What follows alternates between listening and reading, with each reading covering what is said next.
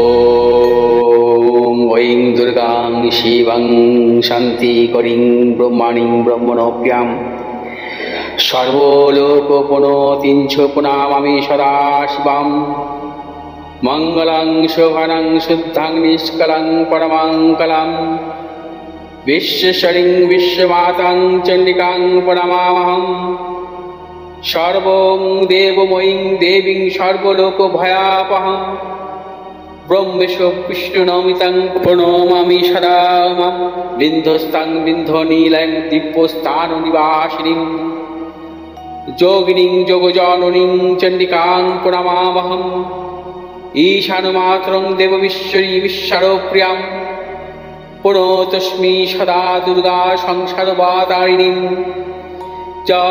इदं पठति शस्त्रं सिन्वादुवापि च नरो मुक्त सर्वपापभ्यो मोचते दुर्गायुष्यः ॐ आयुर्देहि यशो देहि भाग्यं भगवती देहि मे पुत्रां देहि धनं देहि सर्वान् कामस्य देहि मे प्रचण्डे पुत्रदे नित्यं सुप्रीति शिरोनायिके कुलोत्पत्ति करे चक्रे जयं देहि नमोस्तुते रुद्रचण्डी प्रचण्ड सायिषी प्रचण्ड बलशालिनी रक्षमां सर्वतो देवी विश्वेश्वरी नमोस्तुते दुर्गे तारिणी दुर्गे तं सर्वाशुभानिवारिणीं धर्मार्थ मोक्षदे देवी नित्यं मे वरदा भव दुर्गे दुर्गे महाभागे ताइमां शङ्करे प्रिये महिषासिंहमदोमत्ते प्रणतोऽस्मि प्रसीद मे हर पापं हर क्लेशं हर शोकं हरात्मकं हर रोगं हर क्षोभं हर मारि हरि प्रिय। নমস্কার দর্শক, আমি পণ্ডিতজি ভিঘুষী জাতক বলছি। আগামী 24শে জানুয়ারি থেকে 11ই ফেব্রুয়ারি পর্যন্ত বৃহস্পতি এবং বুধের নব পঞ্চম যোগের সৃষ্টি হবে গোচরে। বৃহস্পতি যে রাশিতে বলবত্তা থাকবে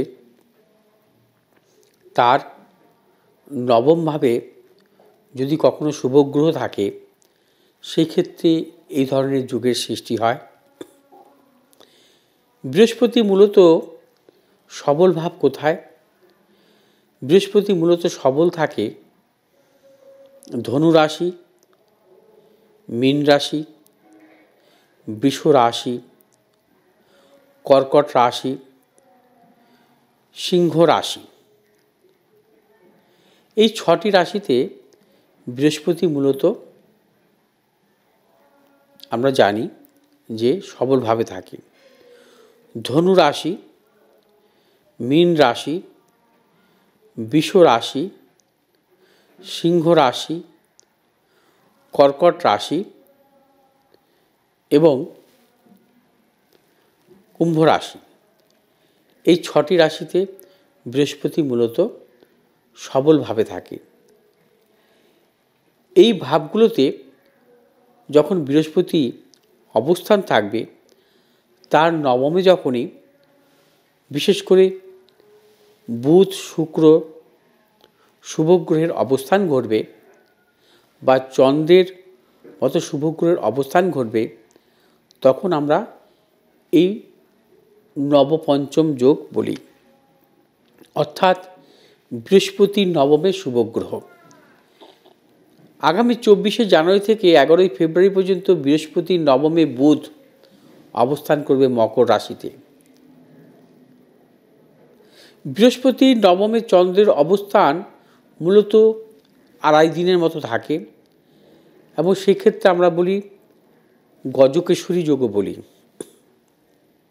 আবার বৃহস্পতির নবমে শুক্র যদি কখনো অবস্থান করে সেই ক্ষেত্রে নবপঞ্চম যোগের সৃষ্টি হয়।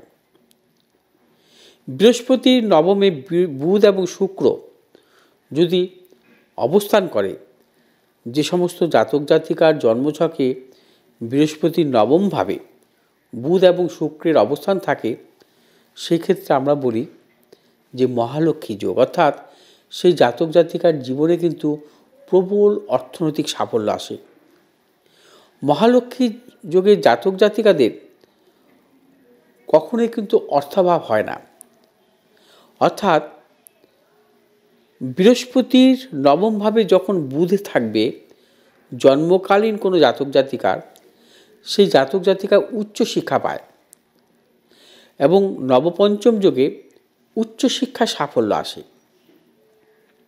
অর্থাৎ 24শে জানুয়ারি থেকে 11ই ফেব্রুয়ারি পর্যন্ত গোচরে এই যোগের সৃষ্টির জন্য 3টি রাশির জাতক জাতিকাদের ক্ষেত্রে কিন্তু সাফল্য আসবে। 3টি রাশির জাতক জাতিকাদের উচ্চশিক্ষার দিক থেকে সাফল্য আসবে, তাদের ভাগ্যের উন্নতি ঘটবে, অর্থনৈতিক প্রবল সাফল্য আসতে পারে এবং কর্মক্ষেত্রে সাফল্য।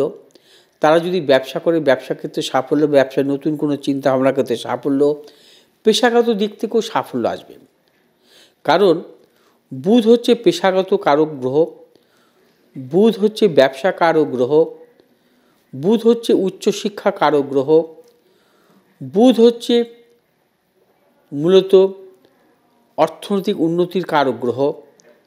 অর্থাৎ বৃহস্পতির নবমে, বৃহস্পতির নবম দৃষ্টি বোধ, এই নবপঞ্চম যোগের ক্ষেত্রে 3টি রাশি জাতক জাতিকাদের প্রবল সাফল্য আসবে। কোন 3টি রাশি জাতক জাতিকাদের সাফল্য আসতে পারে সেই নিয়ে আমি অবশ্যই বলবো।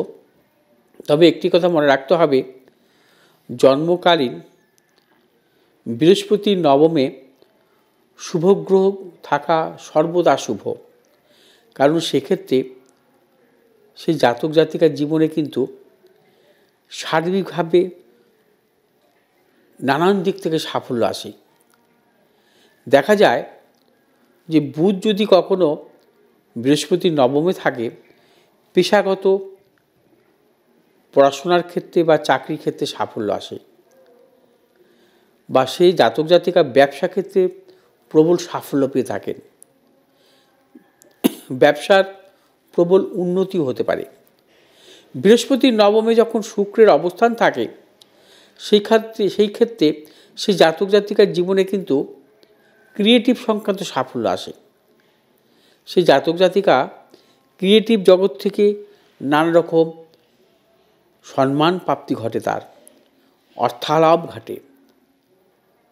আবার বৃহস্পতির নবমভাবে যখন চন্দ্রের অবস্থান থাকে সেই জাতক জাতিকা কিন্তু কর্মসূত্রে, চাকরি সূত্রে সাফল্য আসে।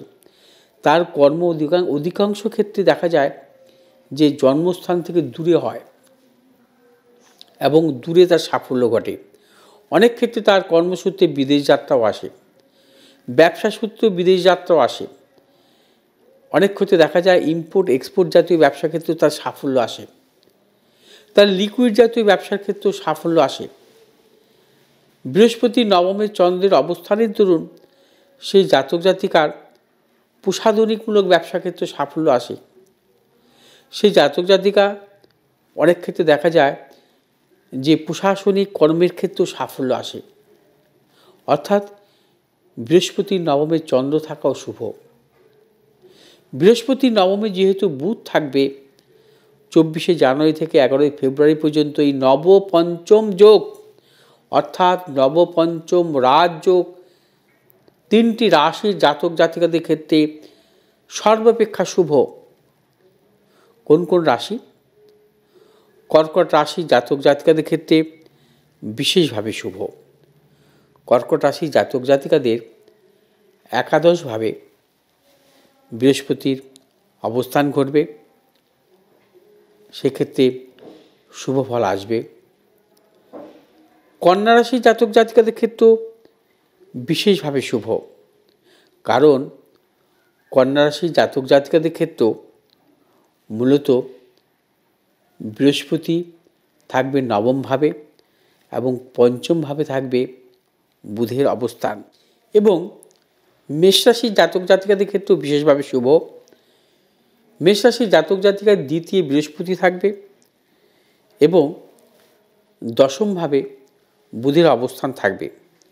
অর্থাৎ মেষ রাশি, কর্কট রাশি, কন্যা রাশি, এই 3টি রাশির জাতক জাতিকাদের ক্ষেত্রে 24শে জানুয়ারি থেকে 11ই ফেব্রুয়ারি পর্যন্ত নবপঞ্চম যে রাজযোগের সৃষ্টি হবে বৃহস্পতির বুধের দ্বারা এবং বিশেষভাবে শুভফল পাবেন।